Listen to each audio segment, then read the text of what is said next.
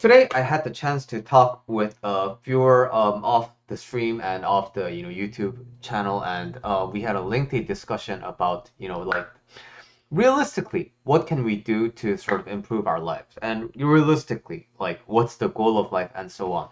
And these kinds of discussions can go on and on for a really long time, but what's really important is that yes, understanding the inherent neutrality of everything and understanding the in that understanding that nothing is nothing has inherent qualities to it, everything is up to perspective. These types of big philosophical ideas are very important in your life to kind of keep in mind, so that when they integrate, it can really open a lot of big life doors for you, right? But now you also need a lot of some sense of realistically what you can do every day to kind of like get on a path of self improvement. I do a lot of things that I consider are kind of extreme because I like it. I like living my life to the fullest, but I understand that this is not for everybody. The things that I do, the life that I live, I understand it's not for everybody. But what's the kind of the what's a good way to start? And when you start this, like what can you expect? I think the good guiding compass for starting out your journey, not just in like the coaching, not just in like therapy, in really truly living your life, the really good starting point is escaping one dimensional satisfactions. What do I mean by one dimensional satisfactions?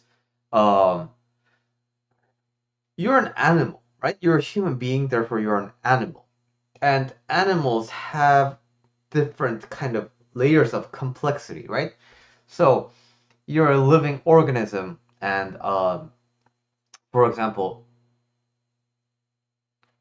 ants are living organisms, right? But their lives are way different from, for example, a chicken's. And then a chicken's life is vastly different from a dolphin. Dolphin's life is vastly different from a chimpanzee. Chimpanzee's life is very different from a human's life.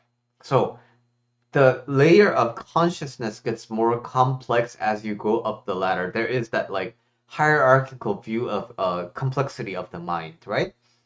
So as you understand this, we have a though we may be different in our cognitive ability, we have a similarity that we are primarily animals. So we need to fulfill basic animal desires, which means we have to eat to sustain ourselves, which means we have to sleep in order to sustain ourselves.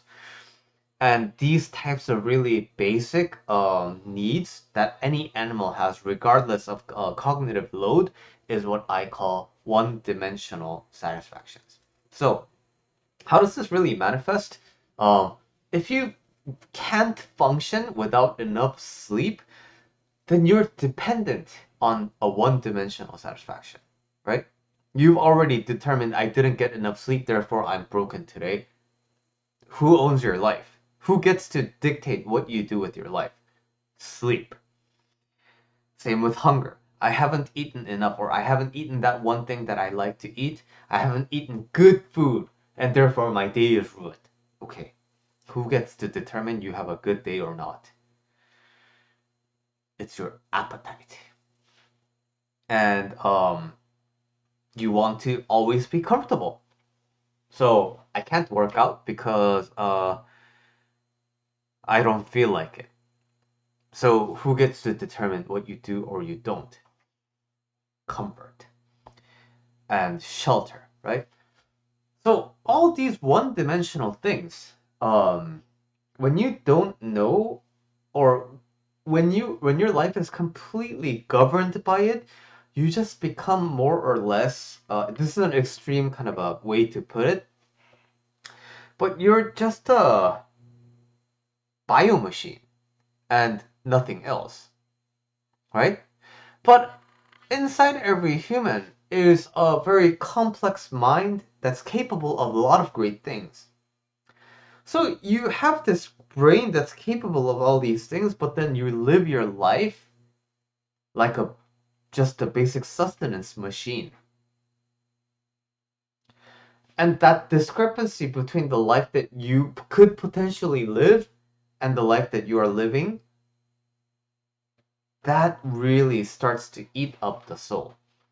Because I'm not a big believer in potential, but just realistically, all the things that you really want to do in your life that's not happening for you right now requires a commitment that you step out of the comfort zone.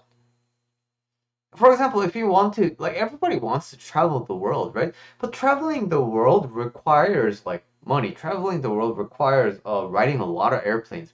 Traveling the world requires a lot of transportation in really uncomfortable places, living in uncomfortable places, eating food you're not used to. So when it comes to time to kind of consider that, you have all these ideas about exploring the world, but because your life is more or less governed by the one-dimensional needs and satisfaction, you just stay in the same life for in a loop over and over and over and over again. And now, I'm sure like by this point you get an idea of what these like one-dimensional desires and needs and satisfactions are. So what really blocks you from like going above and beyond these one-dimensional needs? And this is actually the core topic of this video. If your life is governed by like and dislike, good and bad, more specifically, feeling good or bad, if your life is governed by that, you want to do things that only feel good, you want to do things that only feel bad, and you don't want to things that ever make you feel bad, then it's very likely that you can't really escape from this one dimensional sort of lifestyle. But now, I'm not saying you have to grind through. You have to have grit to push through like life is a horrible experience and I'm not saying that. I am just saying yesterday's video talks a lot about like planting the seeds and farming, right? In order to have food to eat in the fall and winter, you need to farm. If you don't farm, you were not gonna have food to last you through the winter. Okay, but when it comes time to farm, it's gonna be really tedious. Spring day is good. You're gonna want to just lay down and nap and soak in the sun. Summer is good. It's too hot to work, and like farming is intense. It's physically intensive. You have to know what you're doing and things like that. So, if you ask your one-dimensional need, would you prefer to farm or not? The one-dimensional need would always say, I don't want to.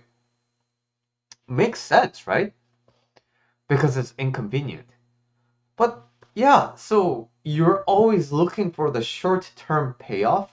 Therefore, you can't really reap any of the long-term payoffs. Think of a mousetrap. It's really bad for mice, right? But why do mice fall into mice trap? Because something attractive, something very one-dimensionally attractive is staring at them right in front of their face. They can't say no. So with this video, I wanted to introduce you to the idea of living life beyond the one-dimensional needs and what is the blocker. The blocker is living life under the dichotomy of I want to do things that feel good, I don't want to do things that feel bad. And what makes this, I mean, to add on one more layer to this, what makes this really complex is if your life is full of experiences that deny you of feeling good. Perhaps your authority figures always made you feel bad, and they always tell you that this is for you in the long run, but then it was good for them in the long run, but it never really paid off for you.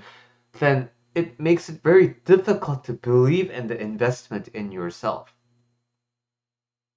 So these patterns of your life from the past make it extra difficult for you to really escape the dichotomy of feeling good and feeling bad.